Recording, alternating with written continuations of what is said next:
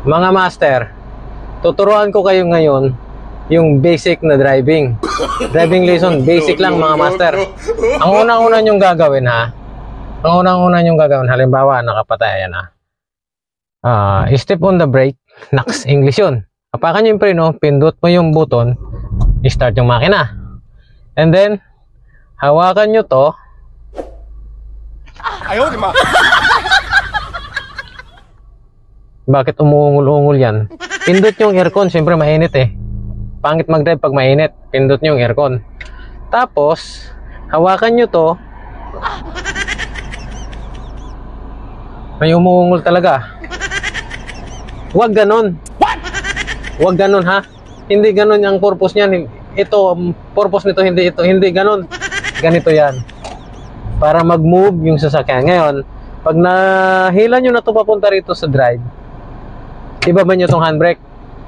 Unti-unti, bitaw ang preno. Move yung sasakyan. Ganyan. Dahan-dahan lang. Huwag kang masyadong excited. Makakarating ka sa paruroonan mo. Ngayon, kung gusto mo naman nagmamadali ka, kung gusto nyo makita kagad si San Pedro, edi hapakan nyo kagad yung gasolina. Dalhin nyo yung sasakyan kahit saan kung nagmamadali lang kayo. Ngayon, moving na yung sasakyan. Pag may corner dyan, cruising, mag-slow down na kayo. Kasi baka kung anong mangyari dyan. Slow down, signal kung saan kayo papunta, kaliwa o kanan. Kung sa kaliwa, signal kayo sa kaliwa.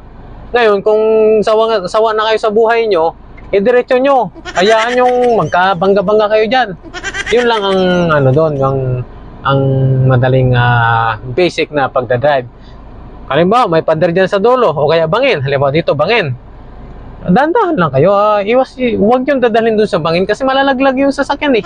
Ngayon, kung may problema kayo, huwag nyo idama yung mga sakay nyo. Pababain nyo muna, patalonin mo sa pader yung, sa bangin yung sasakyan. Tapos, ang problema mo. Basic lang yung tinuturo ko ha. Hindi yan tutorial. Basic, kunting kaalaman lang. Ngayon, magpapark tayo. Nakadrive kanina. Move mo yan dyan. Hila itong handbrake. And bitaw ng brakes.